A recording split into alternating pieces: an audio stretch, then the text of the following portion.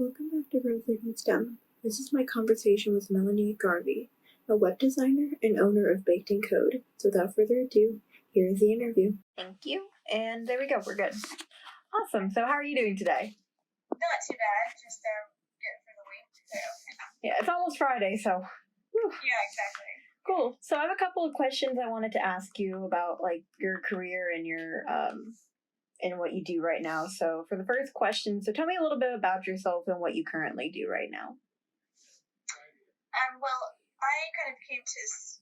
I'm a web designer right now, and I'm actually recently started a full-time job as a web designer, and I work remotely. It's for a nonprofit. It's actually in Kansas City, and we just moved from Kansas City like back in August, so it's been about a year. So when I got that job through actually an old professor of mine that I had when I went back to school for web development. So it kind of came full circle. And then also on the side, I run my own business called Baked in Code. And my target market for that business is restaurants. And I started that like before the pandemic hit and everything. But I'm still pretty passionate about it. I mean, I like to travel a lot, and so I noticed throughout my travels that a lot of local restaurants either don't have websites or they really need help with theirs. So I saw a gap in the market. So hopefully that bounces back one day. But that's really cool. I'm still doing web design, but just on a corporate level today.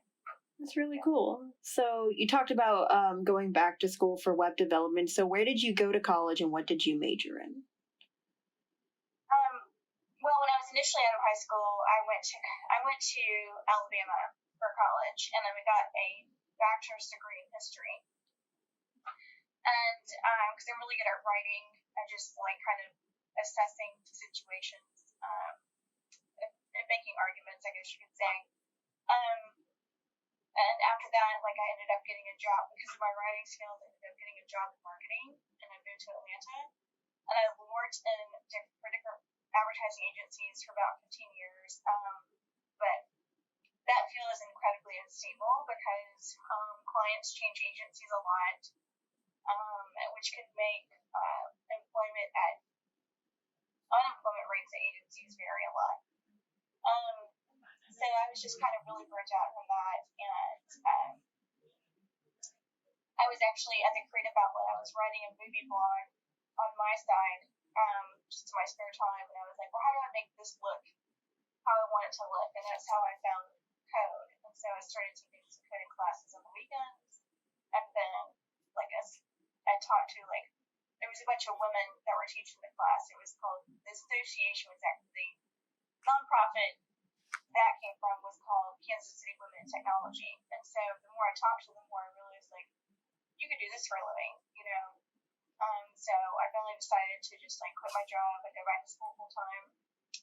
And I got an associate's degree in web development and design from a junior college in Kansas City called Johnson County Community Junior College. So, and just did that full time for 2 years.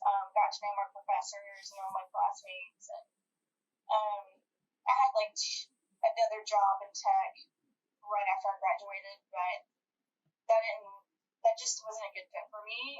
Honestly, I felt like I faced a lot of gender discrimination in that job, and I think I'm, having been in the professional world for 15 years and never have had that problem before, and was mainly working with all women, I knew what it was when it was happening to me. So, anyways, fast forward to now, we live here in Charleston, and I ended up, getting that position through an old professor. I was actually contracting for this company for about a year before they extended a full-time offer to me.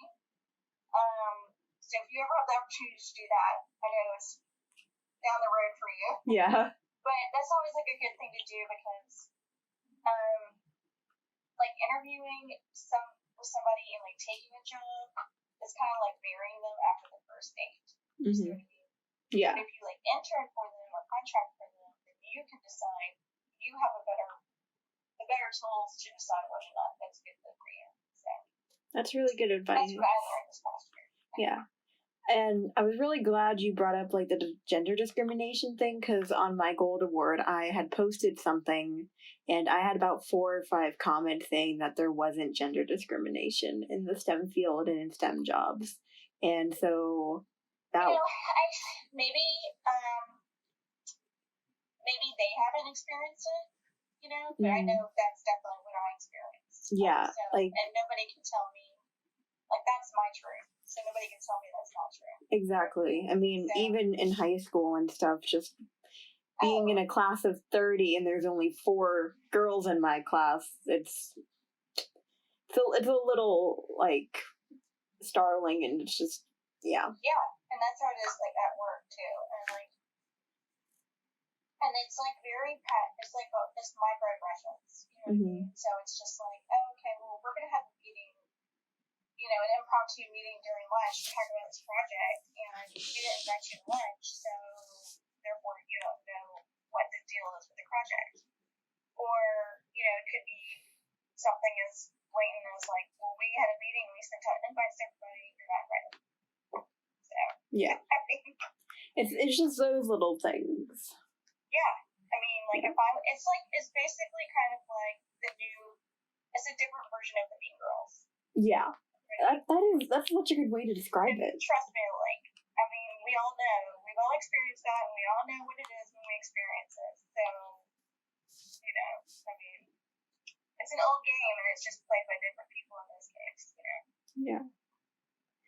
Okay, so my next question is, how were you encouraged to go into STEM? So I know you went to that nonprofit to learn coding and stuff, but how was that nonprofit encouraging for you, and how'd you go and continue and then get your associate's degree? Yeah, that was so important because there were women that were in the field doing these jobs, and they made a point to come together to teach other women, what they've learned, because they saw the gap in the job in the category, and they're like, this is what we're gonna do. We're gonna do something about it. And we're gonna do something about it using our knowledge, and encouraging other people. And I just thought that was great, and it's definitely needed. I mean, even when you get into that job, it's so nice to just have a group of tech women to turn back to on Slack or something and be like, so this is what happened today. What do you think about that? Or so just have somebody to bounce ideas off of, and talk about how things really are going on the job. And if somebody says that doesn't exist, I would just take that with a grain of salt and be and not say this to them, but just be well, obviously for them it doesn't exist. That doesn't mean it just doesn't exist, And so, but that's great that they had that experience, Yeah.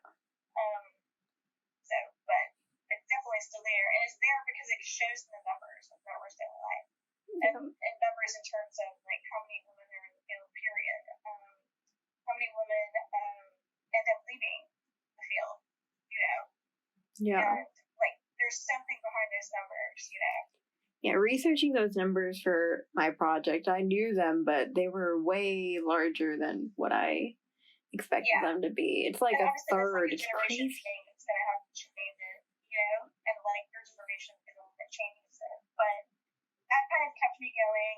Plus, I knew what I was learning was extremely valuable. Everybody needs a website, and it's something I'm interested in, because it's just cool to be able to go behind the scenes of a website and make the changes that need to be made, So, and to be able to just help out people.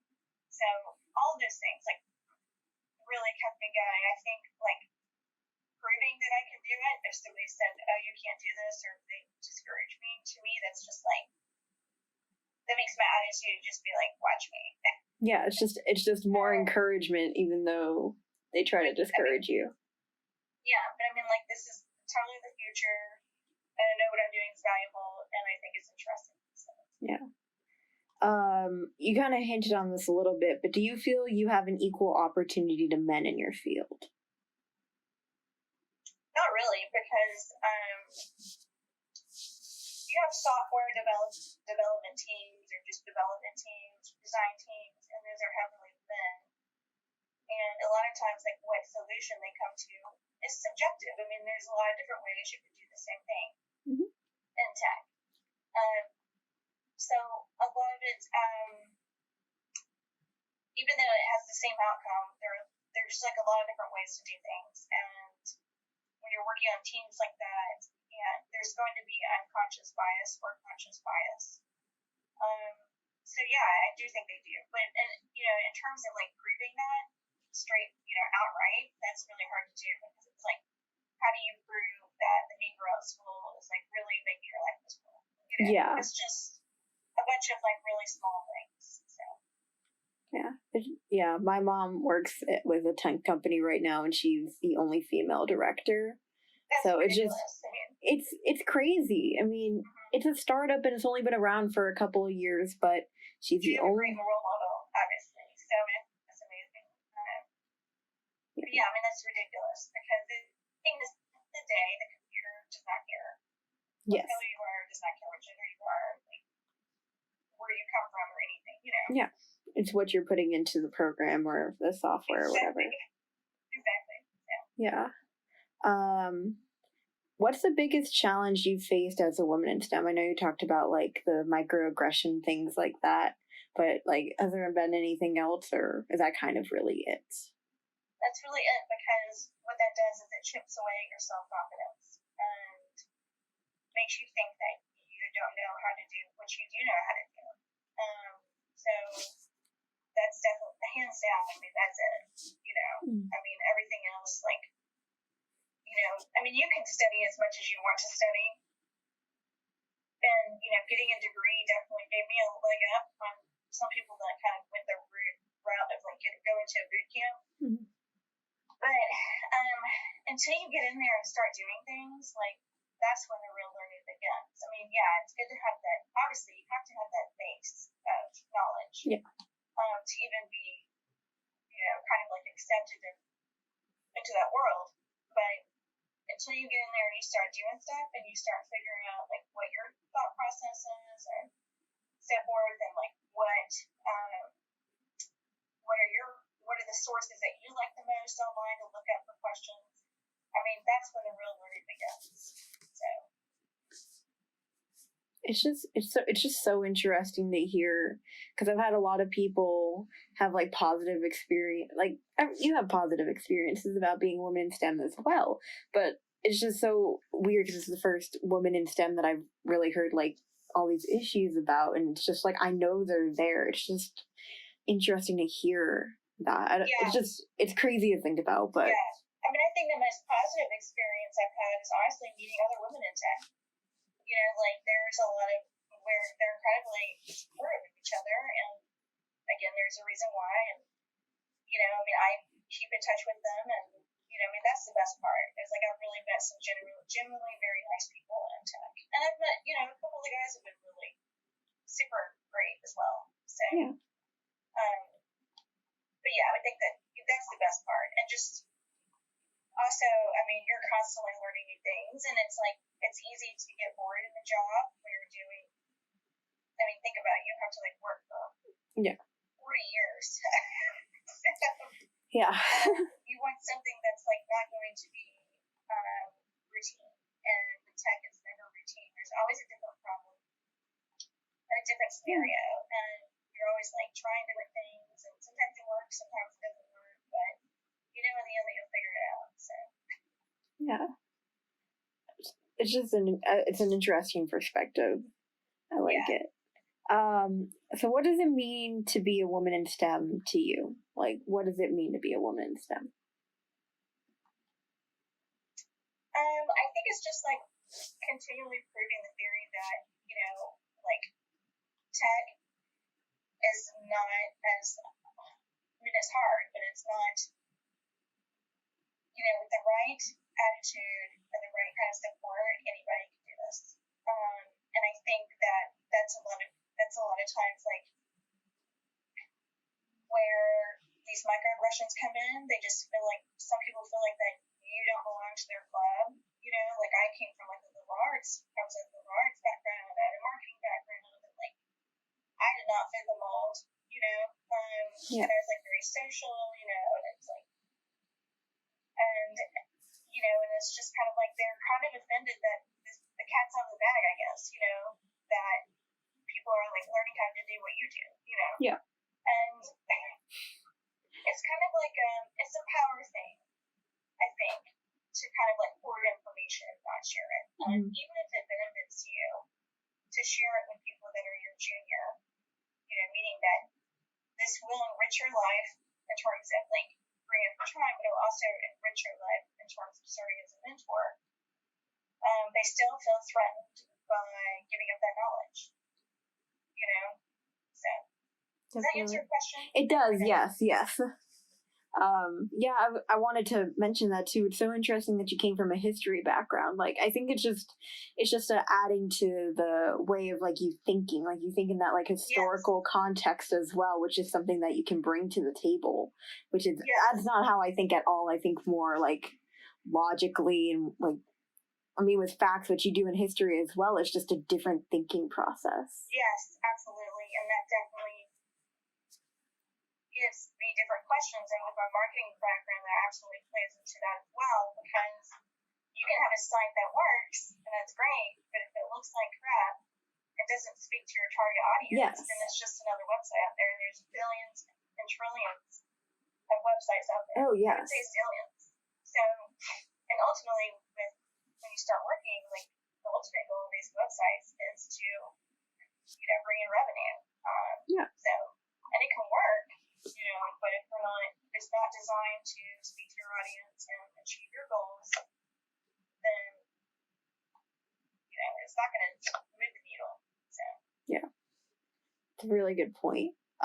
So my final question I have for you on this list of questions, what inspirational message would you give to young girls who are wanting to pursue STEM? I would say, like, when you're in that class and, like, you are the only girl, or it's just you and another girl, do not be scared to ask questions. And if somebody laughs or whatever, just ignore them and, stay professional, because you'll never know if one of those professors will end up hooking you up with a job later on, Yeah. Especially guys who are junior college, those were a lot of my professors, once I got into the higher level classes, were actively working in the field as well. So, don't let anybody tell you that you can't do it, because you can, and don't be intimidated by being the only girl there. I really like that a lot. That's really cool. This totally isn't on my list, and this is more about like your thing for what you do professionally. What coding languages do you use? Right now, with my CMS called Drupal, and they really use that. This company uses that because they've got a lot of content out there, and it has to be extremely organized. And so Drupal is better for extremely large content sites. And within Drupal, I do HTML and CSS coding as well. And that's kind of like, if you can't make it do, like, if Drupal's not providing you with a way to make it look like how you would look like, I know how to go in there and force it to do that. So that's always nice to have in your back pocket. Yeah. And then, and for my business, I work, since those sites are much smaller and they're just basically for like brand awareness, I use WordPress for those sites. Okay.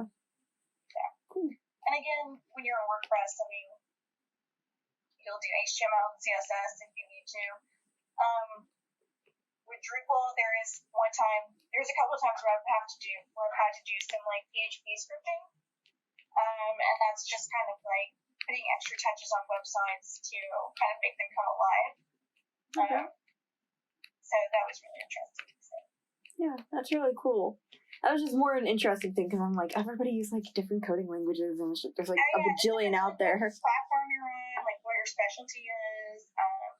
And since I'm more on the design side, I have different design tools that I use too. Like, I work a lot in Photoshop. There's another design tool that's like internet based on Canva. Have you heard of it? I use that for my project a lot. Canva. I can't stand Photoshop. But like for the corporate projects that have to use Photoshop. Yeah. So, and that's understandable because they have to be able to take the image apart if they need to. Oh, yeah. Share it. So. With like all the different layers and stuff, yeah. All the layers, yeah. Mm-hmm. And then there's just like some Chrome extensions that I use. Like if they're like, oh, if somebody says, I really like the font on this page. There's a Chrome extension called What's Font, and if you like turn it on and mouse over that font, I'll tell you. It'll tell you the font. That's really cool. I'm gonna have to download that. There's another one called Colorzilla that I use. Like sometimes I'll get an assignment and be like, make the button this color, and these people don't know like what a hex code is or whatever. Oh yeah. So I'll use that a lot to be like, okay, they want this color. You turn on the extension and hover over whatever that button is that they want the same color, and it'll give you the code to input. So, that's really cool. Yeah. And then there's like a ruler extension I use a lot too on Chrome. If they say, we want a picture this size. Again, like you're working with people that don't have the technical background, and maybe I have more empathy for that because I've been in that position. Yeah. So like I just kind of make things work on my side, and I get that ruler, turn the ruler extension on, and see, oh yeah, it's the 350 by 200. Yeah. So. That's really cool. That was just more of a thing for me because I was just really interested about that. But yeah, that's really cool. Yeah. So you see what I mean? Like you you'll learn all this stuff, you get your better at, but until you get into the job and people start asking you real world questions, then you start finding these tools and kind of like set up your environment. Yeah. That's really cool. Well, that's all the questions I have. Do you have anything else to add or anything like that? No, I just think that it's like I don't know if I'm surprised or not. Nobody else has mentioned the gender discrimination thing. But I come from like a really kind of a different case because I worked with all women for 15 years in marketing, and I can hack it professionally, but that's not a problem, Yeah. And changing to the other end of the other side of the spectrum and seeing like what was happening, it was to me extremely blatant. So I'm actually glad that other people haven't said anything like that, but I would just be like, keep your eye out for it. Yeah. Think something's going on, it probably is. And it's always good to also get involved with local organizations that promote women in STEM. Even like, so are you graduating high school? Or? Yeah, I'm graduating high school in like 3 weeks. I check out in about a week, so. Oh, okay. Yeah. Or you just like, thank God. Yeah, well, I officially got my time today. They just sent out like, these are the times you get to graduate based on your last name. Or like your checkout thing. So I'm like, oh yay, thank gosh. But yeah. So was that a sign that you're like, yes, you are graduating? Yes, it's like officially a thing. Like, oh my gosh. And then everything's just coming to a close. Like all the projects, this year-end project for engineering's getting done tomorrow. And I'm like, oh my gosh. Yeah. And it's just a lot. lot. A project and all the loose ends is probably the hardest part. Yes, it's 100% the hardest part. You're so over it by the time you get to like doing all those details and stuff. So I understand that. I would say, so are you going, are you enrolled already for like next fall? Yeah, I'm going to Auburn University. You're going to Auburn? Yeah. Oh when he said Alabama, I was like, oh gosh. Oh yeah. Well, yeah, I went to Alabama. But my husband went to Auburn. Oh. So. See, it works out. My husband went to Auburn, so I'm not like that hardcore. Yeah. But yeah, that's a great place to go for engineering. And in fact, he's an engineer, but he's a civil engineer. Oh, nice. But yeah, I would join any kind of organization that they have there for women in STEM immediately. And then socialize with all your classmates, socialize with your professors. Don't be like a brown nose. Oh, yeah. Like, but it's like get to know some people. Take that time to get to know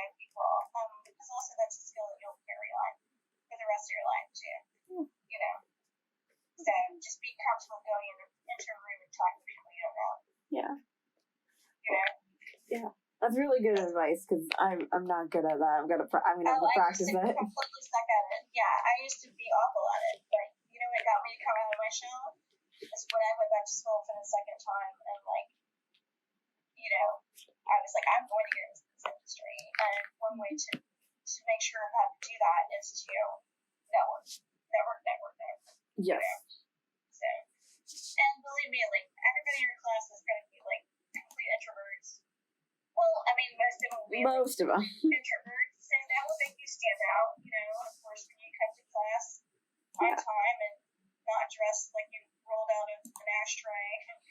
I may or may not have been dressing like that for the past month.